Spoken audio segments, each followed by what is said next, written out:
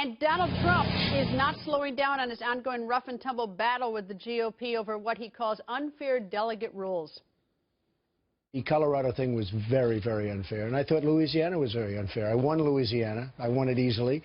So you won the popular vote. I he won got the more popular delegates. vote, and because of all this shenanigans that goes on. And this but is you call them shenanigans. Those are the rules, and didn't you know those? You know why the rules? I know the rules very well, but I know that it's stacked against me by the establishment. I fully understand it. We had people out there, and they weren't heard. And then, in fact, today, when it was announced, the numbers were announced, they put out something on Twitter saying, oh, we stopped Trump. Essentially, we stopped Trump, we stopped. That was put out by the party in Colorado. The point is, it was stacked against us. But the RNC is not staying silent. Republican National Committee Chairperson Reince Priebus is firing back at Trump with this tweet. Nomination process known for a year and beyond. It's the responsibility of the campaigns to understand it. Complaints now? Give us all a break. 2012 GOP presidential candidate Mr. Herman Cain goes on the record. Good evening, sir. Hello, Greta. Thank you. Happy to be here. And happy to have you. So, if you're the mediator on this one, or the arbiter on this one, are you team Reince Priebus or are you team Donald Trump as to this spat over the delegate system? I would be team move on. Okay, Colorado is just merely a small feud. There really is no feud between the RNC and Donald Trump, because the RNC did not set the rules of Colorado. Granted, it's controversial, but let's move on. The bigger prizes are coming up in New York, Pennsylvania, California, and all of these other states. I wouldn't focus on Colorado. It's controversial, but I don't think that that's a game changer. I'll tell you what has caught my attention. First of all, the rules were established a long time ago. I got that. I think by October 1st, and right. Every campaign had access to it. It didn't matter, you know, who you were, if you're one of the 17 or whatever it was. Everybody had access to it. But the Colorado GOP tweeting out on April 9th, we did it. Hashtag never Trump. And, you know, if that doesn't say something, I mean, that's certainly, you know, it sounds like something isn't quite right in Colorado. That's very suspicious. But right. even more than that is that the Colorado Republicans say they're investigating it. Well, that's gotten a little silly now. If someone uses my account, all I have to say is who has my password. And it's sort of, you know, it's a little disingenuous to act like this is, you know, an FBI investigation to see who hacked into the Pentagon. I mean, they know who did this, but, you know, they're slow walking it.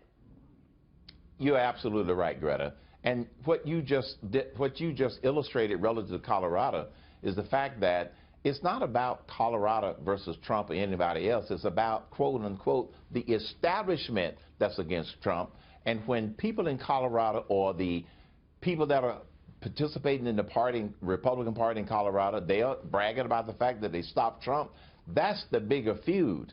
And that's what's going to basically outrage many of the people that are Republicans in Colorado who didn't get a chance to vote. And like I said, let's move on. But but wait a second. It looks a little deeper. I mean, if I were on the receiving end of this, I wouldn't be happy, because you could have one jerk who tweets that, I got it.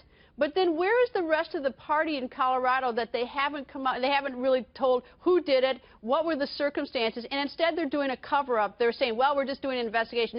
Now, I call that a cover-up. They may just say that it's some huge, you know, deep investigation. I just don't buy it. And so that makes me now suspicious. That really does sort of undermine the integrity of the Colorado Republican Party and how they conducted their business. So, what's the holdup? Tell us what happened.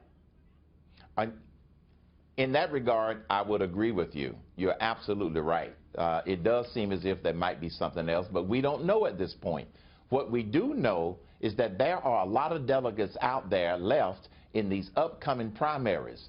Trump is leading in New York, he's leading in Pennsylvania, he's leading in California. Let's focus on that. Look, Colorado is a blip, in my opinion, in terms of this whole process. Are there some questions about the process in some of these states? Yes. You know what? Here's the problem. Look, I think we can multitask. And you say move on. That's terrific, but that sort of sweeps it under the carpet for what happened. Maybe it's not something sinister that happened, but I think we can multitask. And I don't blame Trump for raising hell that, you know, what's going on in Colorado. Now, he knew the rules. You know, and actually I'm against him on that part. But I don't understand this. But I'm taking the last word on this. Anyway, Mr. Herman Cain, thank you for joining us.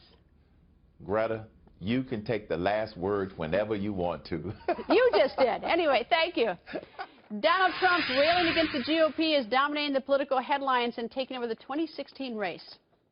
There's no chicanery here. There's no trickery. But it is the establishment trying to change the weight of the rules in their favor.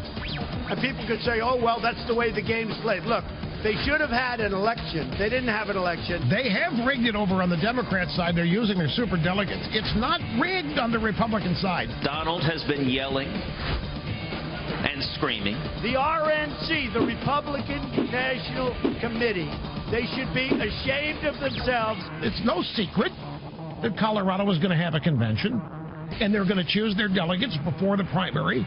It's just nobody leaked it. Nobody talked about it. Because it has nothing to do with democracy.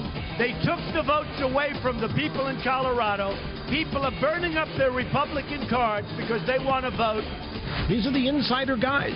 They made this decision in August. The reason they did it this way was to facilitate one of their own insider candidates. The other end of political panel is here from Real Clear Politics, Caitlin Huey-Burns, and from U.S. News and World Report, David Catanese. David, look, the rules were the rules. I got that last October. But this Colorado primary with the caucus system to get the delegates was on Saturday. And that was when this we did it, hashtag Never Trump happened. On Sunday, they say the Republican Party says an investigation is ongoing. It is now Wednesday night. I mean, why aren't they telling us? I mean, I have no idea. Maybe they don't know. Well, here's who has the password? Who tweeted right before? Who tweeted right after? They have to know. I'm sure they're going to. That's a lie. They are probably hoping that this blows over, like Herman Cain was saying, the Colorado GOP, because frankly, that tweet gives fuel to the fire of the Donald Trump argument that this is rigged. Now, it's not the rules weren't rigged, but obviously the parties, there are the establishment, and there's nothing more establishment than a state party, is against Trump. That was just a moment of candor that shouldn't have happened under any circumstance if they want to be seen as fair arbiters. Is there any doubt that the Colorado GOP, at least this tweeter who obviously had access, and so enough was apparently enough stature within the party to have access to this account, is there any doubt that they didn't want Trump? Well, there's certainly an anti-Trump sentiment across the country and within kind of the establishment ranks of the Republican Party, and I think Donald Trump can really use that to his advantage, as David was alluding to. This really riles up Donald Trump's supporters, telling them, though, that the establishment is trying to take this away from me, even though these are the rules. And I also think it gives him some way out a little bit. If we get to the convention and he doesn't have the requisite number of delegates and isn't able to secure them after on the first ballot and in subsequent ballots, I think it gives him a way to say, look, they had it in for me the whole time. Yeah, and I think we should point out this as Reince Priebus, chairman of the GOP. He has nothing to do with these state rules. This is not Reince Priebus at all. This is the Colorado State GOP, right? This is the Colorado State GOP, but look, there's two sets of rules we're talking about here. There's the rules that each state gets to set on how they want to run their primary or caucus or convention. But then there are a whole other set of rules on how they govern the convention.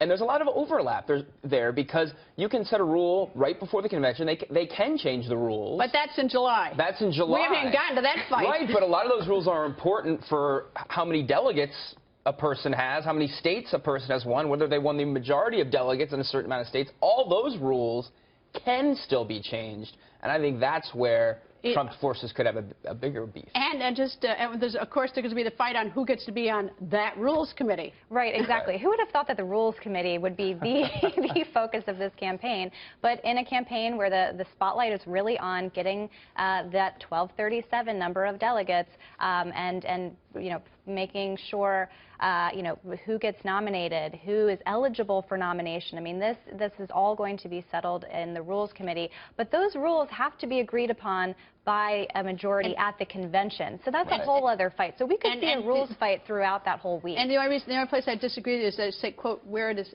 settled. I'm not sure that's where it gets settled. Anyway.